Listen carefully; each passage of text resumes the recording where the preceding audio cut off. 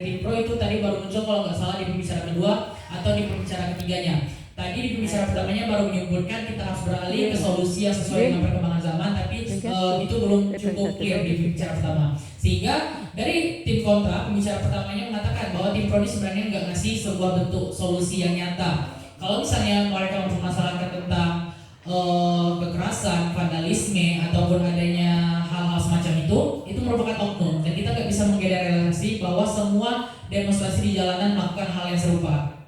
Ataupun masuk ke dalam argumen pembicara pertama tim kontra, mereka mengatakan bahwa justru kalau misalnya demonstrasi di jalanan itu merupakan suatu bentuk kesempatan untuk melebarkan partisipasi dari aktor-aktor yang ada di masyarakat. Jadi demonstrasi itu dari berbagai macam pihak, misal mahasiswa ataupun buruh dan lain sebagainya.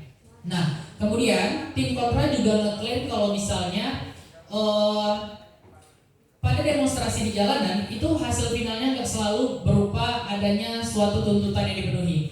Tim kontra mengatakan bahwa hasil akhirnya juga bisa berupa terpicunya masyarakat untuk melakukan diskursus ataupun kesadaran di tengah-tengah masyarakat.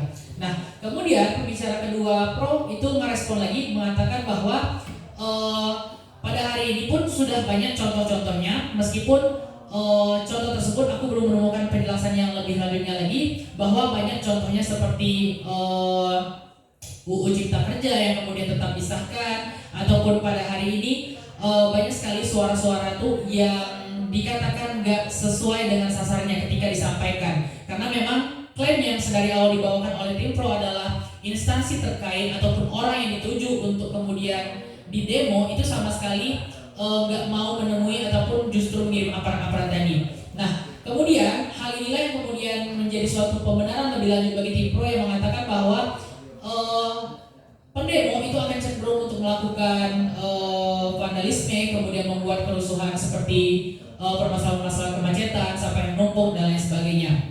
Nah, kemudian di tim kontra, pembicara kedua yang kembali merespon bahwa kalau misalnya kita bahas satu-satu contoh, misal cuma UU Cipta Kerja, buktinya pada hari ini masih ada kok demo-demo yang cukup efektif. Misal kalau misalnya dibawain sama tim kontra itu aktivis lingkungan yang bersuara dan kemudian memiliki dampak terhadap lingkungan ataupun hal-hal semacam itu.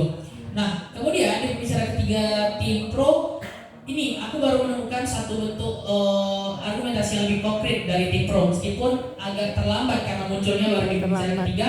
Dia mengatakan bahwa adanya suatu bentuk mediasi, kemudian petisi dan lain sebagainya. Namun aku nggak menemukan penjelasan lebih lanjut tentang kenapa mediasi ataupun petisi ini akan menjadi suatu bentuk solusi yang cukup baik untuk diterapkan. Kenapa? Karena ini sepertinya agak sedikit kontradiktif dengan pernyataan yang dibawakan oleh tim pro sendiri. Kenapa? Karena pada pembicara pertamanya atau kedua, aku menemukan bahwa ada suatu klaim yang mengatakan bahwa instansi yang dituju, instansi terkait itu tidak mau menemui pendemo bahkan ketika pendemo tersebut telah berada di depan kantor tersebut atau lain sebagainya. Sedangkan pada proposal mediasi itu sendiri nggak ada suatu bentuk penjelasan kenapa kemudian akan mau para instansi yang dituju ataupun aparat terkait untuk mau menemui pendemo ataupun orang-orang yang merasakan keresahan di dalam lingkup sosialnya. Di situ aku menemukan penjelasannya.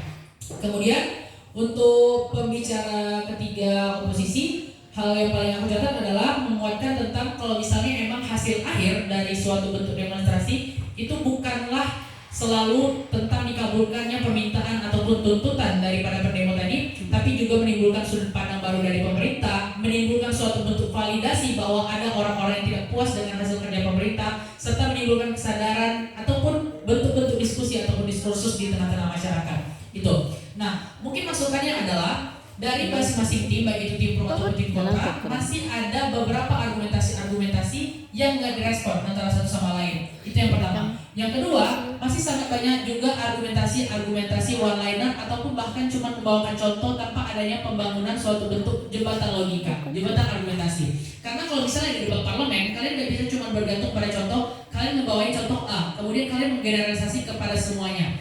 Semisal kalau misalnya di tim pro itu mengatakan tentang yang UU Cipta Kerja, ataupun kalau misalnya tim kontra itu membawakan tentang aktivis lingkungan, itu tidak bisa digeneralisasi kepada semuanya. Harus ada jembatan logika yang konkret kenapa kemudian itu likely untuk terjadi pada kasus secara mayoritas. Itu yang harus ditekankan ke depannya. Mungkin itu beberapa catatan Kalau misalnya nanti ada yang mau ditanyakan kembali, boleh menemui aku setelah perdebatan selesai. Dan karena pesan dari panitia, kemenangannya diumumkan nanti untuk mengumumkan siapa yang lolos ke babak final. Jadi mungkin kepada peserta boleh turun